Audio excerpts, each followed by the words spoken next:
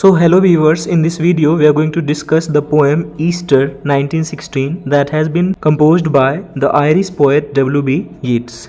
He remembers the Easter Rising or Easter Rebellion that took place in 1916. ये एक revolution था जो कि टेक प्लेस करा था 1916 में और ये हुआ था आयरलैंड में और इसका पर्पस जो था इंडिपेंडेंस गेन करना था, फ्रीडम गेन करना था ब्रिटिश रूल से.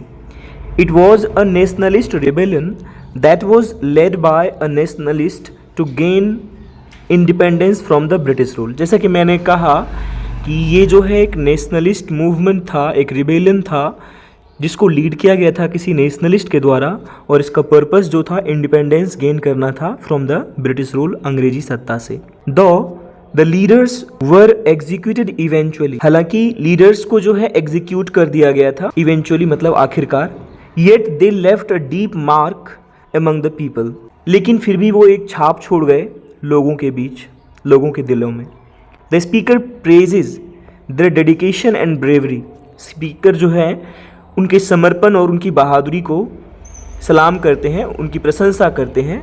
That they showed, जो उन्होंने दिखाई. The poem begins with the description of the speaker's encounter with the rebels. अब वो जिक्र करते हैं जब इनकी मुलाकात हुई थी एक बार रिबल्स से.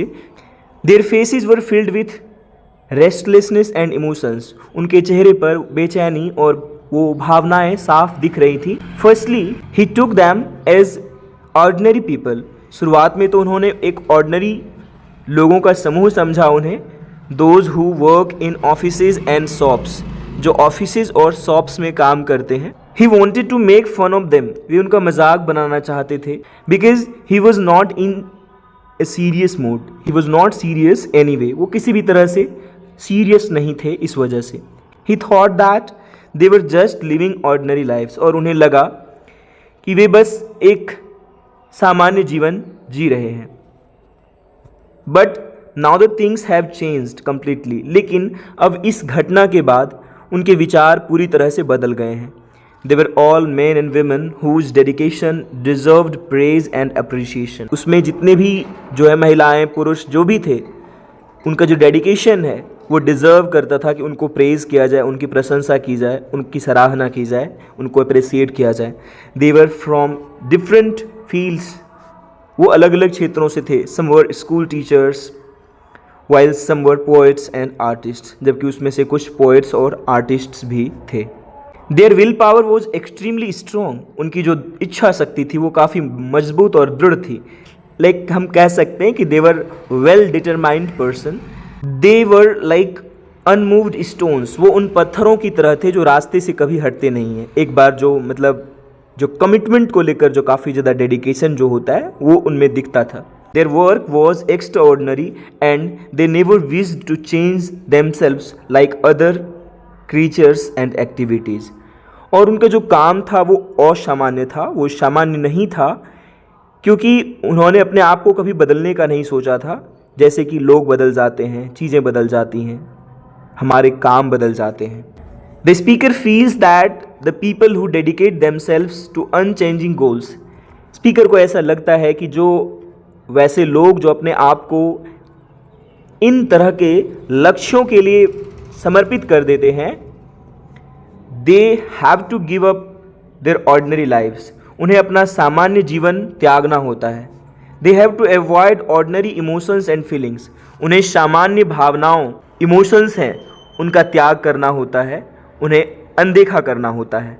Their work is unique. उनका जो काम होता है वो बिल्कुल अनोखा होता है, सबसे अलग होता है. एंड गॉडली, और काफ़ी डिवाइन होता है, गॉड जैसा होता है, दैवीय होता है. The speaker also feels for them that they deserve respect and love.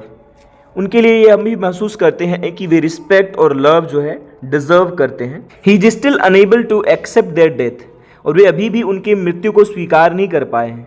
He knows that they are dead and they will never come back again. उन्हें पता है कि वे मर गए हैं और वे कभी लौट कर नहीं आएंगे. But it is hard for him to believe. लेकिन उनके लिए ये मानना काफ़ी मुश्किल हो रहा है. He says that it doesn't matter that whether they accomplish their goal or not.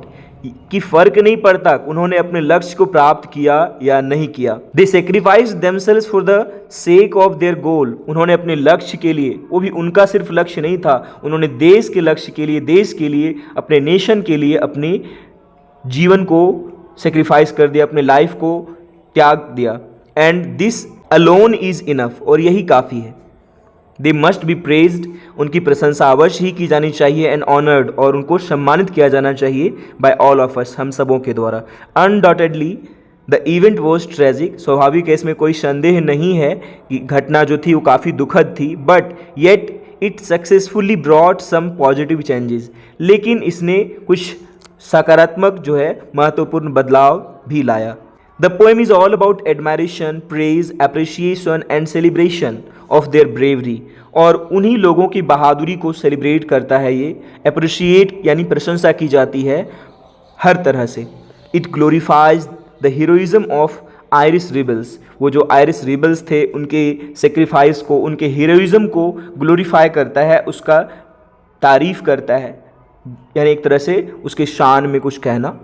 Who sacrificed everything for the sake of Ireland's independence, जिन्होंने आयरलैंड के इंडिपेंडेंस के लिए सब कुछ सेक्रीफाइस कर दिया, अपना जीवन भी।